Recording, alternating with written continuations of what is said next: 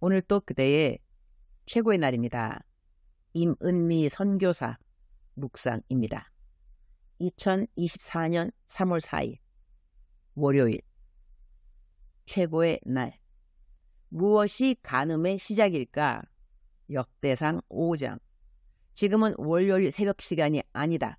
그러나 월요일 새벽 시간에 나는 비행기 안에 있을 것이기 때문에 미리 내일의 묵상을 지금 쓴다.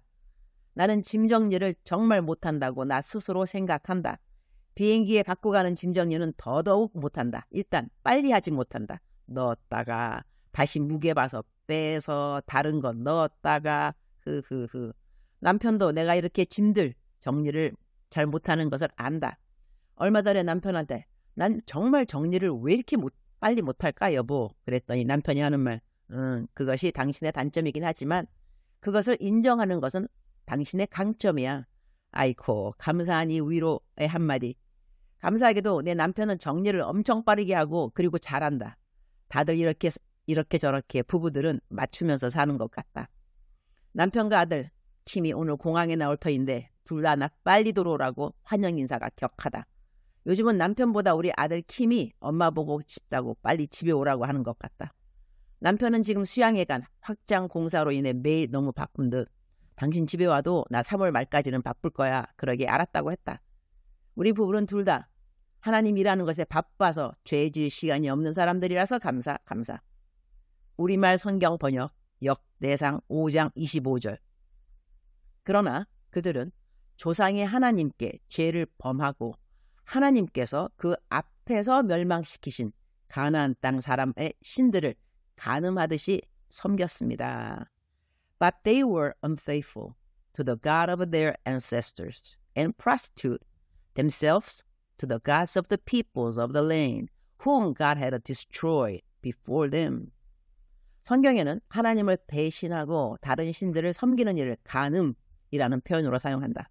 나는 상담을 정말 많이 받는데 상담을 안 받는다고 받은 상담 내용을 그대로 거절하는 케이스는 담임 목사님 설교의 은혜를 못 받는데 교회를 옮겨도 되나요? 라는 질문이다. 즉슨 어떤 이유로 인하여 교회를 옮기고 싶을 때 나에게 어떻게 하면 좋으냐고 물어보면 죄송합니다. 저는 교회 옮기는 것에 대한 상담은 해드리지 않습니다. 이유는 일단 제가 그대를 잘 모르고 보통 내가 모르는 분들이 이 질문을 해오기 때문이다. 그리고 그대 교회 담임 목사님을 제가 모릅니다. 그래서 그대 말만 듣고 교회를 옮겨라 말아라 이렇게 말을 할 수는 없을 것 같습니다.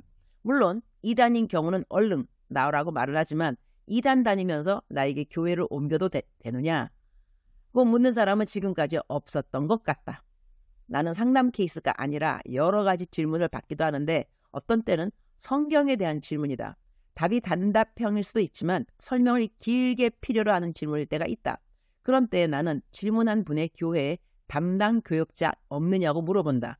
그분에게 여쭤보라고 한다. 이렇게 말하는 스타일이 바로 내가 재미교포인 티가 난다고 얼마 전 누군가 나에게 알려주었다. 그 자매의 문자를 그대로 옮겨온다. 목사님을 알게 된 후 말씀 구절이라든지 상담 내용이라든지 한두 번 여쭤본 적이 있는데 그때 목사님이 하신 말씀이 그런 것은 그대 교회 담임 목사님께 물어보세요. 이렇게 말씀하시는 겁니다. 담임 목사님 또는 리더 교역자에게 질문하기가 어려운 시절이었고 무언가 모교에 질문을 하여 시원한 답을 얻기에는 힘들었기 때문에 교회에 묻지 않았던 것 같습니다. 근데 그때 든 생각이 내가 지금까지 내가 다니는 교회의 목회자를 신뢰하지 않고 말씀의 권위를 무시하고 있었구나 라는 생각을 하게 되었고 그 이후로 다니는 교회 목회자들을 위해 기도하게 되었습니다. 성도들이 조금 더 다가가기 좋은 분위기의 교회로 질문하는 물음에 지혜로 답해 주실 수 있는 성령의 능력을 달라고 말입니다.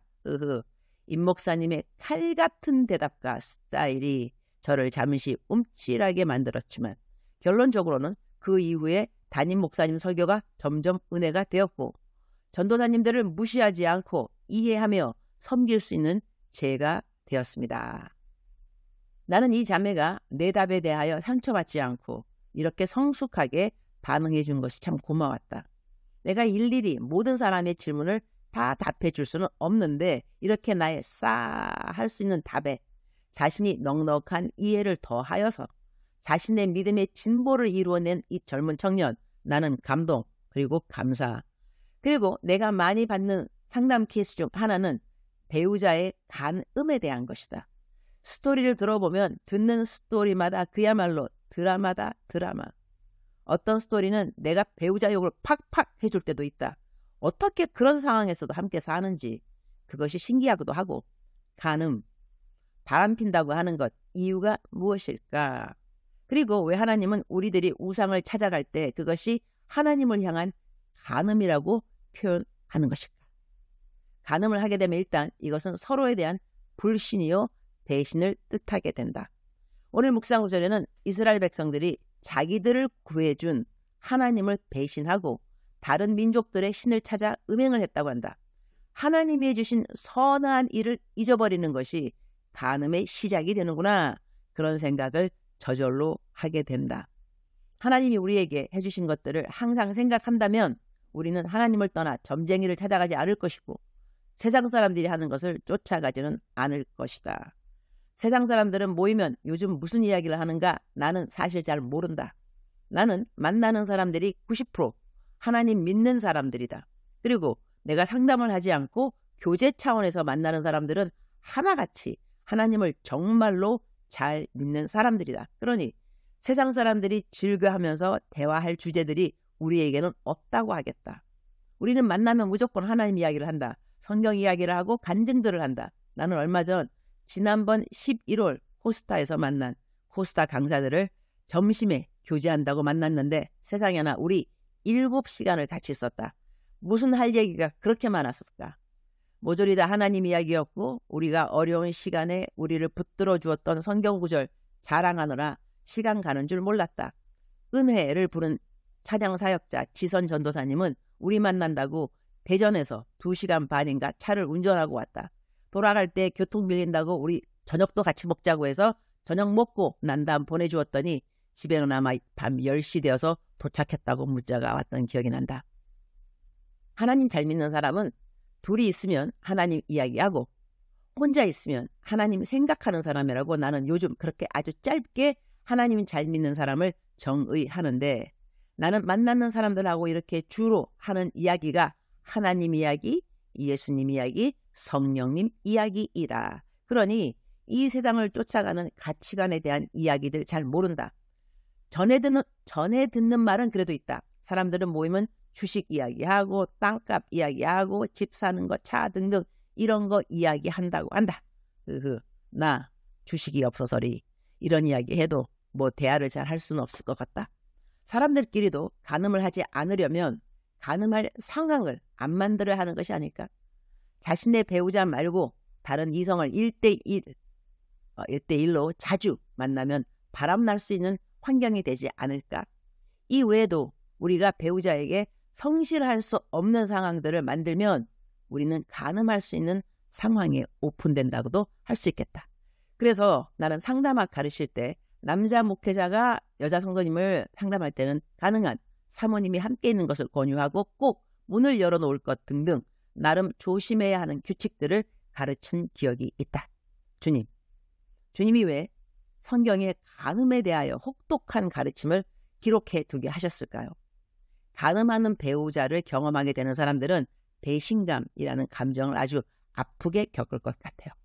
더구나 믿었던 배우자라면 더더욱 충격이 클 수밖에 없겠죠.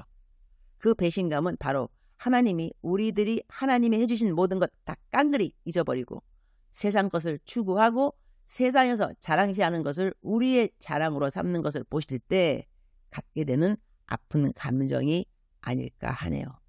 남편이나 아내에게 배반을 당해도 마음이 아픈데 하나님은 당신의 독생자를 십자가에 죽이기까지 사랑해준 사람들이 하나님의 사랑에서 돌아설 때 그 아픔을 누가 과연 이해할 수 있을까요? 이렇게 글을 적다 보니 배우자가 간음하는 것을 경험하는 사람들은 어쩌면 하나님과 되게 친한 사람들일 수도 있을 것 같아요. 하나님의 그 아픈 마음을 공유할 수 있도록 하나님이 그 자리를 허락해 주신 것일 수도 있으니까 말이죠. 주 예수 그리스도의 이름으로 명령하노니 간음은 아무도 하지 말지어다. 지금 하고 있는 사람들은 다 돌아올지어다. 그리고 다시는 하지 말지어다. 간음의 영들은 모든 부부들에게서 떠나갈지어다. 예수의 피. 하나님을 향한 간음의 영, 배신의 영, 은혜를 잊어버리게 만드는 영 역시 모두 다 떠나갈지어다. 하나님을 향한 불신의 영, 불만의 영 역시 모두 다 떠나갈지어다.